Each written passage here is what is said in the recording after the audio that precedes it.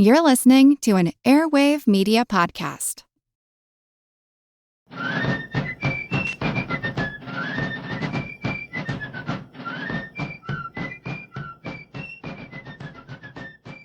Hello, and thank you for joining the American Revolution.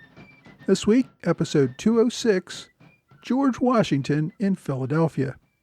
Last week, I covered the issues facing the Continental Congress over the winter of 1778-79. The government was facing problems and divisions not only from the Silas Deane investigations, but also chronic shortages for the Army and disputes over new strategies. General Washington traveled to Philadelphia to consult with Congress on some of these matters. This week, I want to focus on Washington's visit to Philadelphia during this important time. On December 21, 1778, General Washington left the Army under the command of Major General William Alexander, also known as Lord Stirling. He noted to Stirling that Congress had requested his attendance and that he would be gone for a few days. After a hard 60-mile ride, Washington arrived in Philadelphia on the evening of December 22nd. A local newspaper noted his arrival. Quote, "Too great for pomp, and as if fond of the plain and respectable rank of a free and independent citizen, His Excellency came in so late in the day as to prevent the Philadelphia troop of militia light horse, gentlemen, officers of the militia, and others of this city from showing those marks of unfeigned regard for this good and great man, which they fully intended, and especially of receiving him at the entrance into the state, and escorting him hither." As we've seen up until this time, General Washington rarely left the Army for any reason. As a leader, he wanted to be present as often as possible.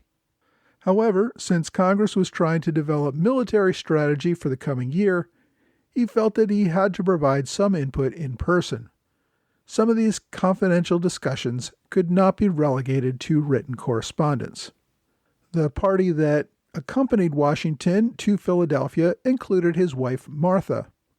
Also with him was his secretary, Robert Hanson Harrison, as well as his aides-de-camp, Alexander Hamilton, John Lawrence, Richard Kidder Meade, and Tench Tillman. Philadelphia's biggest political dispute at the time was the open feud between Silas Deane and Congress. There was also a major fight brewing between the new president of Pennsylvania and Washington's former aide, Joseph Reed, and the military governor of Philadelphia, Benedict Arnold. That's something I want to get into in more detail in a future episode. But it was a big source of tension in the city at the time. Congress was also still trying to dispose of the charges against General Thompson, who was allegedly showing disrespect for Congress, something that I talked about in more detail last week.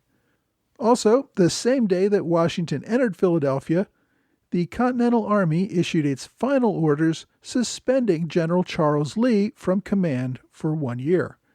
This was after Congress had approved the court-martial decision against Lee. Washington's aide, John Lawrence, fought a duel with General Lee the following day. Lee had continued to criticize Washington, and many of Washington's supporters felt the need to fight for their commander's honor. Lawrence's second at the duel, and Washington's other aide, Alexander Hamilton, called for an end to the duel after the first shot left General Lee with a minor wound. A year earlier, Washington had been fighting for command of the Army as the Conway cabal threatened to remove him from command. By this time, though, pretty much everyone either supported Washington or at least had the political savvy to keep quiet about any reservations that they might have had. General Lee was apparently still oblivious to that and as a result had to fight the duel with John Lawrence. The reality in Philadelphia was that Washington had become universally respected and was seen as a source of stability in an increasingly chaotic world. On December 24th, Congress passed a resolution to invite the commander-in-chief to give testimony. Washington held meetings with a committee. However, the committee discussions were secret and no record of the discussions were made. We do know that one of Washington's primary reasons for his visit was to quash any plans to engage in another invasion of Quebec. France seemed very interested in the idea of invading Quebec. Washington did not want to offend America's only European ally. At the same time, he saw the establishment of a French-controlled Quebec as a long-term problem for the United States. Washington was all too familiar with France's prior efforts to keep the British colonies limited to the coast, while France claimed all of the inland areas west of the Appalachian Mountains for the King of France. On Tuesday, Congress resolved not to plan any invasion of Quebec for the following year. Having resolved that question, and having planned to be in Philadelphia for only a few days, one would expect Washington to have returned to the Army in New Jersey. Instead, Washington remained in Philadelphia, as it turns out, for over a month. During those weeks that he remained, he noted in several letters that he always planned to return to the Army within a few days, but that return just seemed to be getting delayed more and more. It's not entirely clear what caused him to continuously change his mind and remain in the city. Washington did continue to meet with the committee through January. A note written by Washington on January 8th suggests that continued discussion was needed over recruiting, a plan for the next campaign, prospects of further aid from Europe, clothing and supplies, changes in the ordnance, clothing, hospital, and engineering departments, and establishment of an inspectorship, as well as the paper currency crisis. A week later, Washington provided a more detailed report to Congress in Hamilton's handwriting, which outlined various options for offensives in 1779. This report was likely the result of Washington's conversations with the Congressional Committee. In the report, Washington evaluated three options. The first option was an all-out assault on the British garrisons at New York and Newport. To expel the British, which Washington noted was the most desired goal, the Army would have to be increased in size to at least 26,000 effectives, which was far larger an army than the Continentals had ever managed to put in the field. Washington observed because there were other economic opportunities in the States and life in the Army was so poor that they could not hope to recruit such a large army. And even if they could, Congress was unable to feed and clothe the existing army, let alone one that was 2 or 3 times the size of the current one. Given these limitations, Washington concluded that an all-out assault was simply off the table. The second operation under consideration was an assault on Niagara. This would serve as a defense against any future raids from Canada. For such an operation, Washington argued that the Army would still need to leave at least 13,000 men near New York to prevent any British actions from its main forces at New York and Newport. The Continentals would need another 7,000 or 8,000 soldiers for the action against Niagara. Again, those numbers were nearly as large as the estimates needed for an all-out assault on British forces, and with not nearly as important a goal.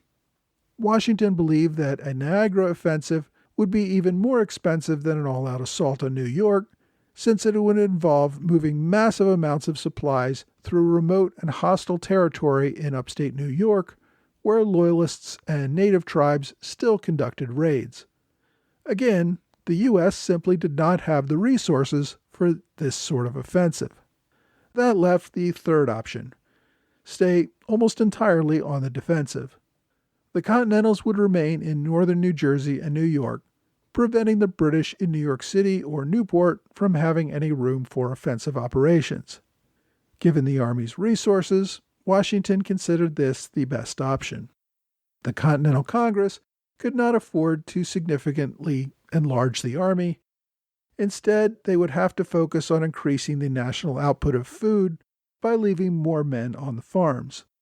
Washington urged Congress to continue its diplomatic efforts to continue to obtain more loans in order that they might have the resources to take more actions at some point in the future. In short, Washington was telling Congress that there was no way to end the war anytime soon. Congress was going to need to find a way to come up with more resources before that would change. Washington did refer generally to taking some actions against hostile tribes in upstate New York and further to the west. He noted that the Army needed to secure the frontier, but he left vague his actual intentions on how to handle that problem. Left out of the final report were some sections from a draft version which speculated that Britain might pull out on its own due to internal political pressures and the need to focus on the war with France. The draft also speculated that Britain had an incentive to hold onto a garrison in North America because it gave the king a place to hold large numbers of troops that was relatively close to its island colonies in the West Indies, but still in a climate where the soldiers did not die in great numbers from tropical diseases. The draft went on to discuss the role of France and possibly Spain in future efforts. It expressed a belief that Spain's entry into the war might tip the naval balance sufficiently that Britain would have to pull out of the U.S. entirely. It appears that Hamilton removed several pages of the report about all this speculation. He may have done so because Washington did not agree with his assessment. It may also be that Washington did not want to speculate on the actions of the enemy and its allies, but wanted to keep the focus on the resources and capabilities of the Continental Army only at this time. The other big issue, left out of the report entirely, was the defense of the southern colonies. It's most likely that word of the British capture of Savannah had not reached Philadelphia by the time Washington submitted his report. He did not seem to envision any major operations in the southern colonies for the coming year. Congress, as you may recall, had sent Benjamin Lincoln to take over the Southern Command, but there were no plans to increase the troop levels in those regions. Any soldiers would need to be recruited locally. Lincoln didn't write Washington about the capture of Savannah until January 5th or 6th, and if he didn't send an express rider, news might not have arrived for several weeks. Washington's report to Congress appears to have been delivered on January 8th, 1779, and the first mention in the congressional record, at least, of the capture of Savannah does not appear until January 20th. That would be about 3 weeks after Britain had captured Savannah. So, as I said, Washington's report gave no consideration to any expanded warfare in the southern states and anticipated no focus on a southern campaign for 1779. Washington's biggest concern about maintaining the Continental Army was that he would have no army to maintain. In the written report, Washington only talked about the general difficulties of supplying the current army and the fact that many enlistments would end in the coming months. In the field, soldiers were grumbling about being unpaid, underfed, ill-clad, and left in such a state of deprivation that the army might disband on its own. Washington urged Congress to offer large signing bonuses to keep soldiers enlisted for the duration of the war. Congress agreed that men would receive a signing bonus of $200 to continue in service for the course of the war. It also offered generous bonuses to recruiters who enlisted the soldiers. With the optimistic tone, at least publicly, that 1779 would probably be the final year of the war as the Continentals pushed the British out with French assistance, Congress hoped that soldiers would turn out in sufficient numbers to finish the job. In truth, though, no one expected the war to end in 1779. Officer compensation was also a problem.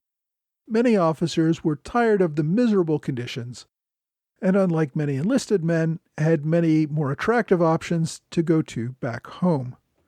The lack of any major military operations meant that they would be sitting in camp, fighting boredom, and thinking about all the deprivations they were suffering while away from home, and while the civilians around them were prospering.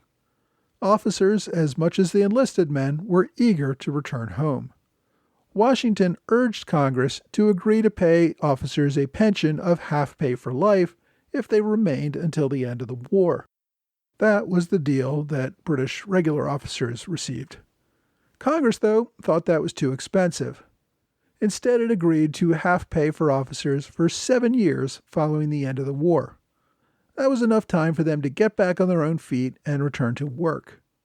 Washington did not believe that was sufficient inducement for many, as it put their old age into great risk. But that was what Congress was willing to offer, so that is what he got. There is no record of Washington having met with General Arnold during his visit. This is not to say that the two men didn't meet. There were a great many days when there was no record for what Washington was doing. However, the lack of any public meetings with the military governor, while holding several meetings, both official and social, with his chief rival, Joseph Reed, may indicate that Washington was concerned about the charges of greed and corruption being levied against Arnold. On Christmas Day, General Washington and his wife Martha accepted an invitation to dine at the home of Joseph Reed, the president of Pennsylvania's Supreme Executive Council. In attendance were Washington's aide John Laurens, New York delegate and president of Congress John Jay, Massachusetts delegate Samuel Holton, and Spanish arms dealer Juan de Morales, who the governor of Cuba had sent as an observer to the Continental Congress. The following Monday, December 28th, Washington attended a celebration at the Festival of St. John the Evangelist, hosted by the local Society of Free and Accepted Masons. He was given a place of honor in their procession. On December 30th, Washington wrote to Benjamin Harrison about his concerns for the country and the war effort. While these comments don't seem to be directed specifically at Arnold, Washington likely had heard a great deal from Joseph Reed on the topic. Washington may also have had in mind the Dean affair, which had led to the resignation of Henry Lawrence as President of Congress and was still a divisive issue. His thoughts probably applied to a great many leaders. It does express Washington's concern about the men looking more to their private interests rather than those of the country.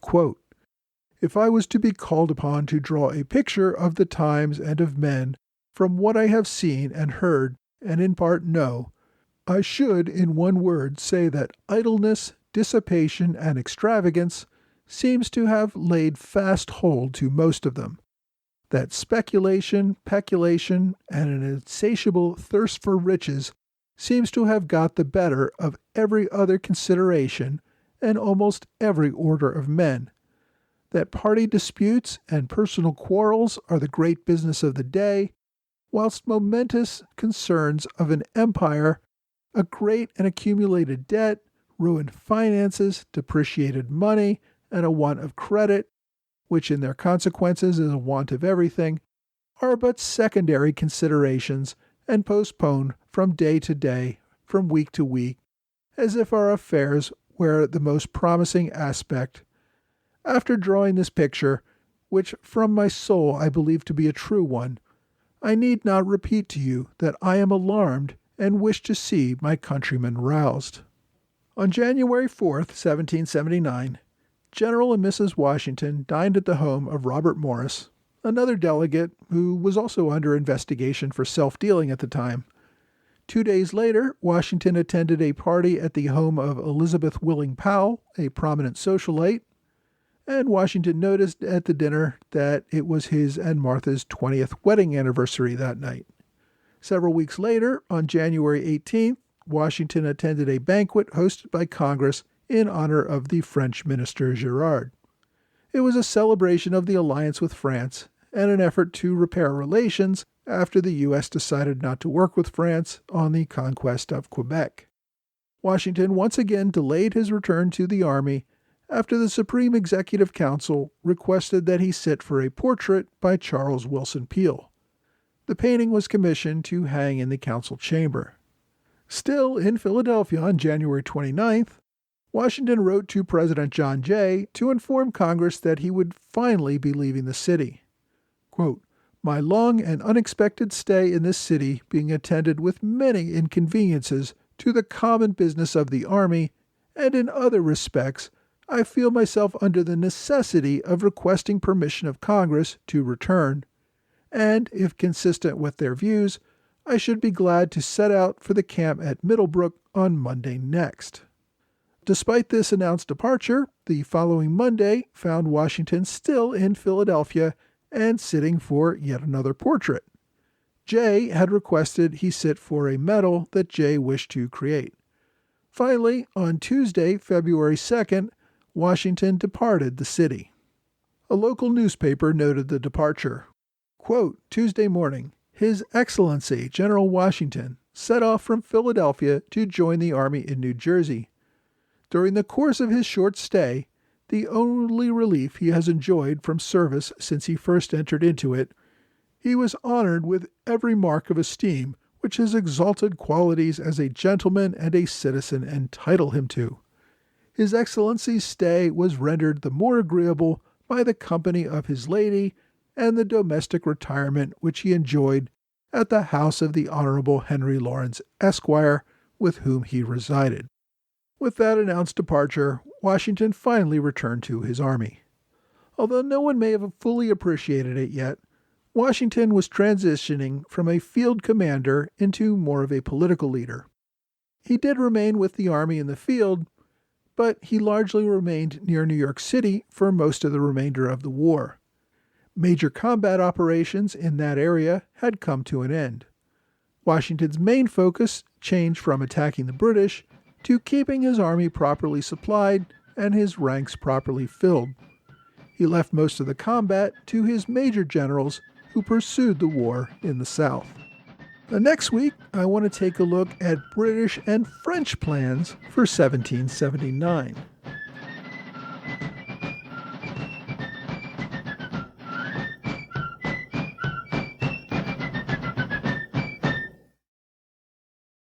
Hey, thanks for joining the American Revolution Podcast After Show. Thanks to my Patreon supporters in the Alexander Hamilton Club, Trey Nance, George Davis, Lewis White, and George Hunter. Also thanks to Robert Morris Circle supporter Mike Hager. I've got lots going on for the next 3 weekends. On Saturday, June 26, 2021, the week after this episode releases, I'm holding a live meetup in Philadelphia for anyone who wants to come. I'm having lunch at the Bourse at noon, right near Independence Hall. Then at 1:30, I'll be meeting in Washington Square at the tomb of the unknown Revolutionary War soldier. The event is rain or shine. I have a room available across the street from the park in the Curtis Center if the weather is bad. I hope that you can show up and meet me and other fans of the podcast to talk about the American Revolution. If you want more details, check out my website at www.amrevpodcast.com. The weekend after that is the 4th of July. I'm going to be holding a special live podcast episode on Sunday, July 4th at noon Eastern Time. This is a great chance for you to interact with me and ask any questions you may have about the revolution or anything else. This is an online event, so unlike the event in Philadelphia, you can join from anywhere in the country from the comfort of your own home. There's a link on my website, or you can use the Podbean app for a better interactive experience. I hope you'll be able to join me live on July 4th. Finally, the weekend after that is History Camp America, an all-day event where you can listen to a wide variety of great history presentations. If you want more details on that, go to historycamp.org. And remember, you can use the coupon code AMREV21 to save on tickets. So this week we looked at Washington's efforts to impress upon Congress the limitations of the Army based on Congress's inability to recruit or feed a larger army. Washington had expected to be in Philadelphia for only a few days, but he remained for over a month. During this, we see Washington becoming a more able politician and someone who could convince the civilian government without the slightest threat of using military force against them. Washington did not get all that he wanted from the talks, but his respect among other leaders only continued to grow. It was Washington's ability to retain unified military leadership and the support of Congress which kept the revolution on track in a way that many thought would never happen. Most revolutions descend into anarchy or become taken over by a military dictator. Although there are some signs that Congress was losing control, Washington very definitely did not step in to act over them. Rather, he continued to work with them and accept civilian rule, regardless of what the civilians finally decided that he should do. That is what made Washington the indispensable man. And that is the title of this week's book recommendation. Washington, the Indispensable Man, by James Thomas Flexner. The basic premise of the book is that Washington was probably the only person at the time who could have guided the U.S. through these difficult times, both winning the war and establishing a democratic republic. The book is actually an abridged version of a larger 4-volume work that Flexner wrote on George Washington in the 1960s. His book, Washington, the Indispensable Man, came out in 1974. It gives great coverage of the key events in Washington's life and how he kept the U.S. on course toward becoming a republic. My online recommendation this week is an ebook on archive.org called The Itinerary of General Washington, from June 15, 1775 to December 23, 1783. This is actually kind of a lengthy book and probably not one that you'll want to read cover to cover. The book tracks Washington through every single day of the war and records through primary source accounts where he was and what he was doing. I find this to be a very helpful tool for figuring out where Washington was on certain dates, so it's a great reference tool for me, and you might find it interesting as well. It was originally assembled for a series of journal articles, but was published as a book in 1892. As always, you can search for the book on archive.org, or I've included a direct link on my website at www.amrevpodcast.com. I've got another question to answer this week.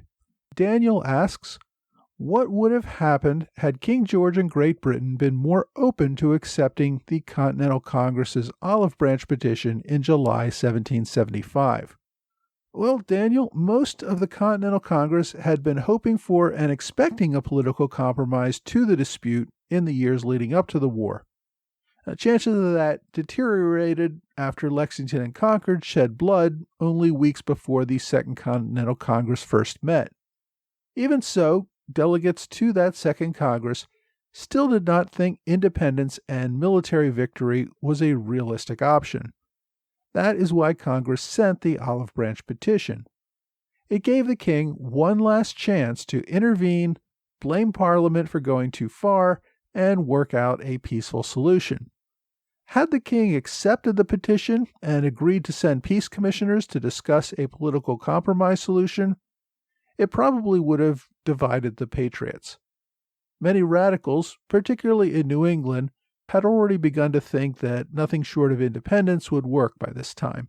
Once blood was shed at Lexington and Concord, they thought there was really no choice but independence or slavery.